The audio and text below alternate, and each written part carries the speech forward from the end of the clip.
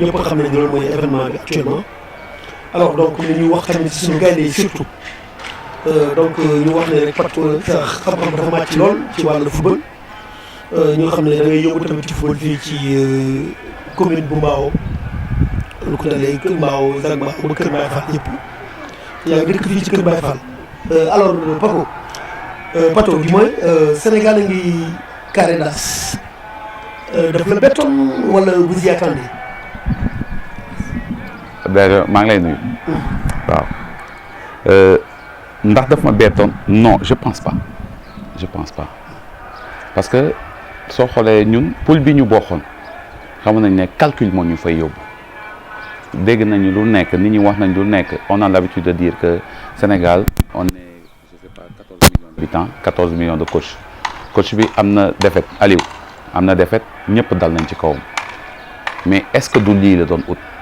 utoon yoonu ginnaaw gi parce que depuis si calcul bi xam nañ ne que da ngaa su jëlee P ne leen à droite lay féetee su jëlee deuxième à gauche lay féetee lan la Aliou doon ut c'est ça la question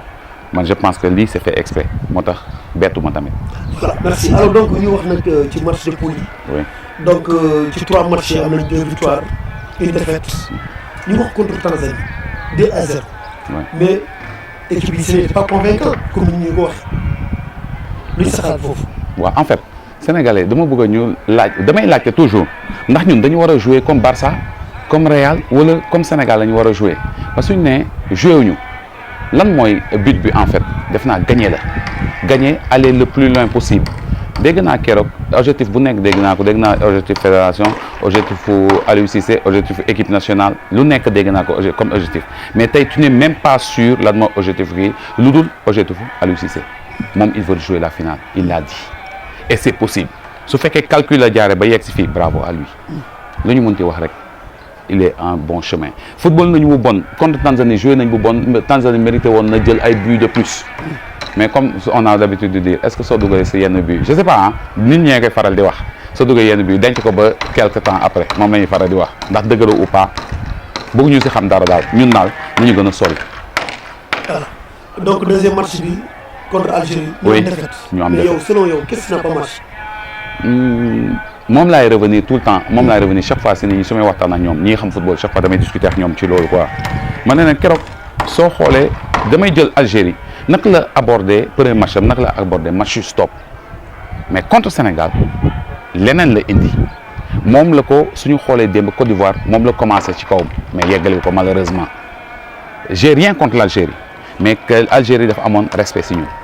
moo tax moo joué noonu soo xoolee j'ai revu encore après j'ai revu le match ma seetaan ko en entier pour xool franchement xaw ma Algérie ndax daf ñu ragoon mais respecté woon nañu trop parce que xam nañu capacité yi ñu am ñun c'était un match plein d'enseignement pour moi ouais. Alors donc troisième match malgré la pression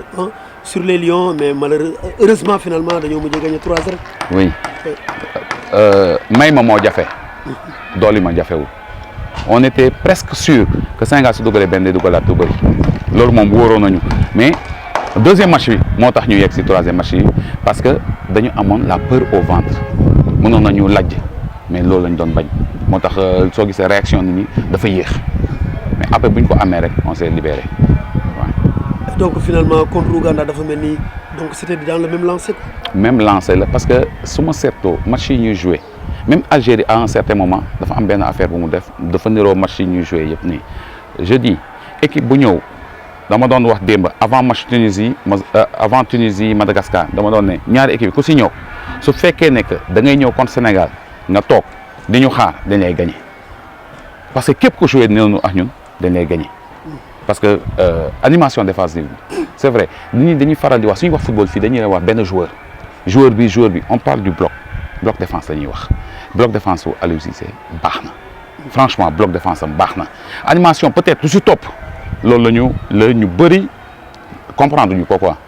mais suñu xoolee peut-être keroog contre suñu dernier match bi nii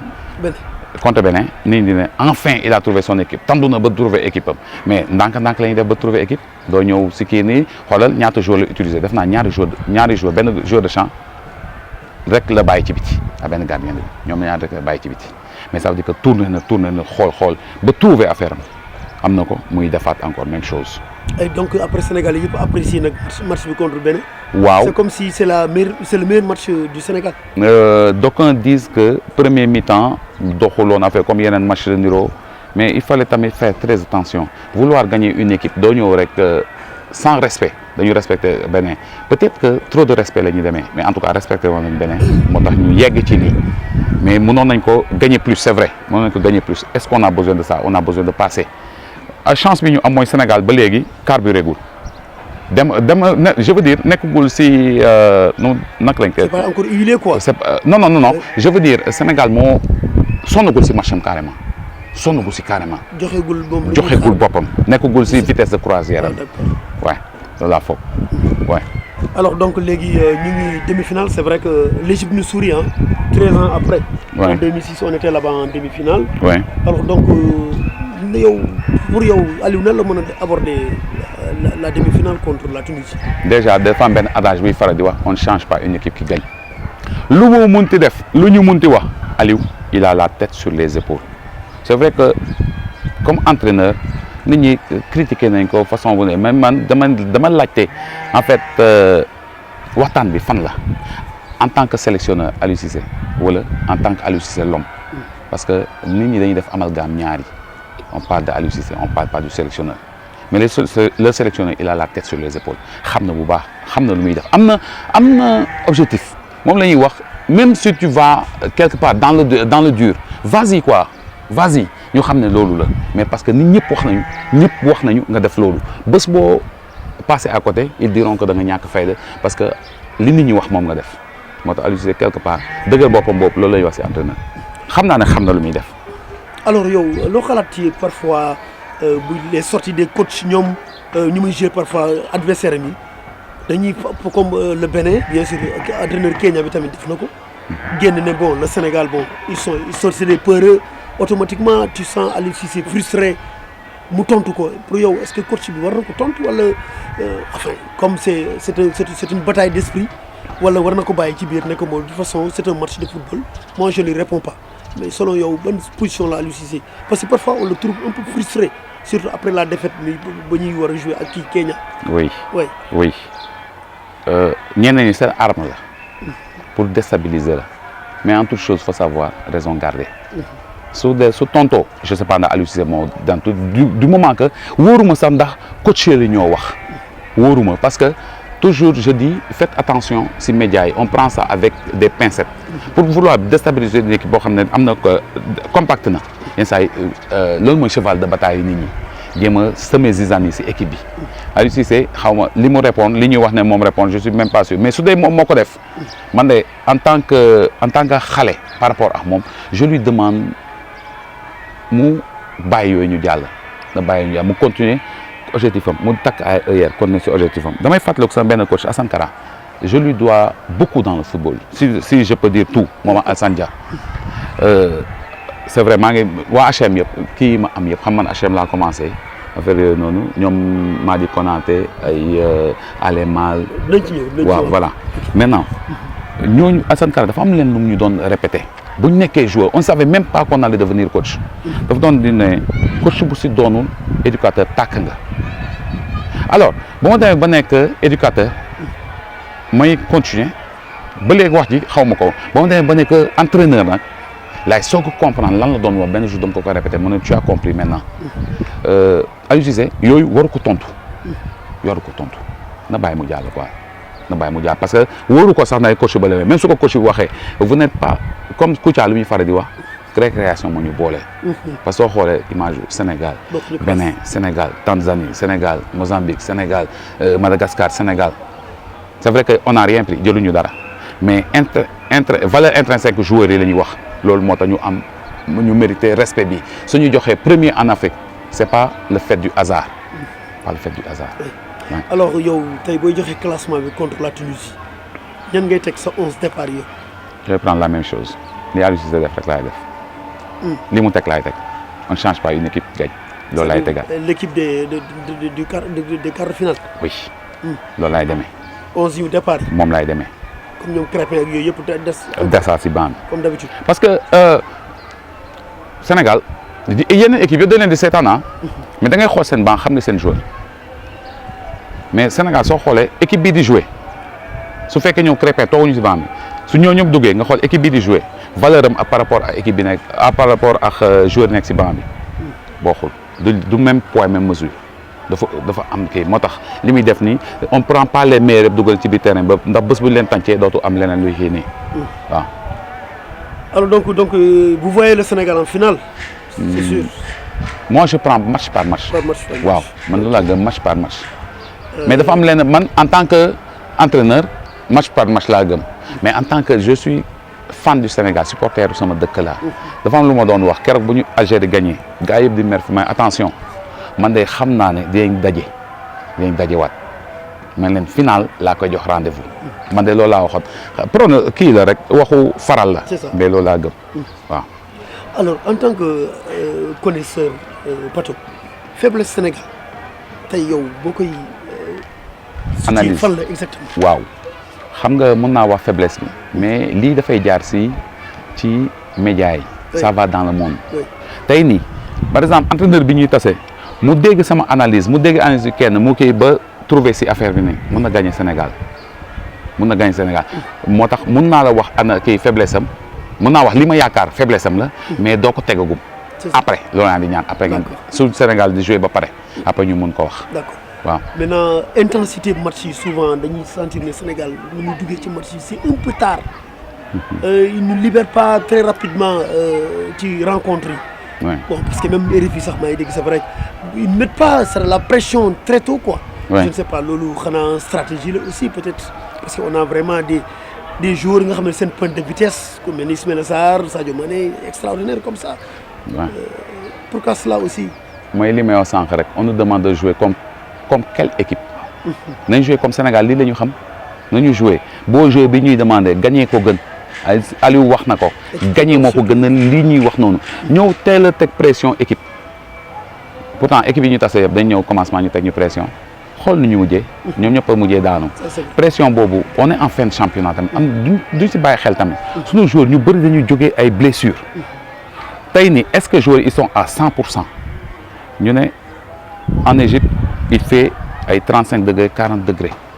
c'est vrai que ennemi kii wu ñu adversaire wu ñëpp la. adversaire wu ñëpp la mais est-ce que avec 35 40 voire 40 degrés est-ce que mën nga si def pression boobu continuer ko match bi. démb contre le cours du jeu Côte d'Ivoire loolu def contre le cours du jeu lañ ko dugal bi dafa mujjee puiser waat si ressource am après dootul am lu koy yeggali moo tax ma ne attention li ñu bëgg a def loo c'est vrai RFI c'est des grands connaisseurs du football. C'est des grands connaisseurs du football mais tamit ñun dafa am façon de ñuy jouer on ne cherche pas à jouer comme la France on ne cherche pas à jouer comme d'autres équipes on cherche à jouer comme le Sénégal lii entraîneur bi lii la xam nañ ko jàppale ci di ñu ñaanal ko def naa wax ji yëpp critique yi yëpp ñaanal ko ñu mën a jël dara su ko jëlee mu mérité ko mu jik suñu équipe nationale. voilà parce que li ñuy wax tuuti ci say activité yow dañu xam ne day tàggat xale yi. waaw ndaw yi maanaam tànk yi. alors tey ren jii yow lan mooy sa programme réellement. en fait ñu ngi maanaam ñu ngi si diggu programme bi parce que tey nii dañuy dem Mbour defi ji test aptitude footballistique on est là-bas du vendredi aujourd'hui jusqu'à dimanche soir après match Sénégal parce que foofu la ñu seetaanee match bi nii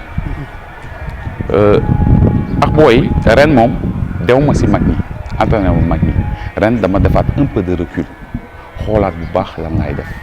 parce que à vouloir topp si mag ñi damay léser sama école de football bi xaar yàlla laa ko ubbee dem Liberté 6 après que terrain mais bu ma ñëwee fii ma gis ne jox nañ ma terrain te y a talent pur fii yoo xam ne que mën naa ne fii terre vierge la yenn coach yi nañ ma excuser quoi mais quelque part exploiter ñu lépp ma ne comme yàlla may na sama yaay fii la depuis 98 man en 2014 laa ñëw fii ma gis loolu ba léegi maa ngi fii ma continue travailler booy mais amélioration am na carrément mais par rapport à sama programme en tant que tel dans 5 ans on comprendra man lan laay def fii parce que loolu lay wax parents yi tout le temps rendez-vous dans 5 ans parce que bàyyil nañ ma lépp alhamdulilah instant bi nii je peux dire que je suis épanoui côté bii ma toogee fii ma nekkee je suis épanoui amuma dara lu may réussir si c'était à refaire au contraire fii laay jëkk a tànn c'est pas que lu ma def dafa bon non dafa ma servir d'expérience moo tax ma yegg si fii tey léegi lii ma am fii alhamdulilah soo comprendre programme bëgg ma ko joxe nii waaw. ñan ngay remercier. yow laa njëkk remercier sa jaar-jaar aussi. non yow laa njëkk remercier Papis parce que dafa am benn affaire bu may wax Modou Diop. caméraman bii ne kii nekk si ginnaaw caméraman ginnaaw caméra bi moom lu may wax quoi waaw waa DTS même Tra maa ngi koy remercier parce que defaral na ma dara mais dafa am lenn lu may faral di wax ma ne Papis Diatta daf ma ñëw fekk terrain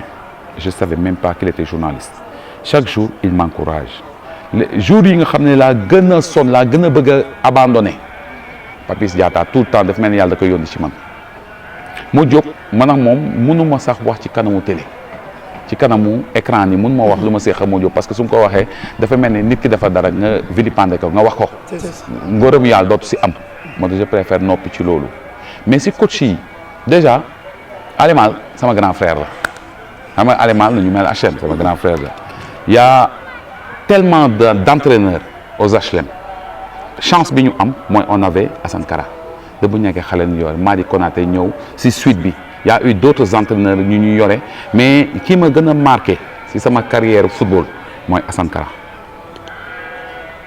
Alassane Dia c'est vrai Joseph Koto c'est mon oncle c'est vrai mais ñaar ñi Alassane Dia ak Assane Kara ñoo ma gën a marqué si football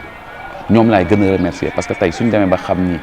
ñoom ñooñu ko inculqué de bu ñu nekkee xale on savait même pas qu'on allait devenir entraîneur waaw. voilà donc Pato ñu ngi lay remercier. voilà non man maay wax merci. merci encore une fois. c'est moi. te xam naa la prochaine fois incha allah on aura d'autres occasions. d'accord de gën a toog waxtaan. d'accord merci. merci.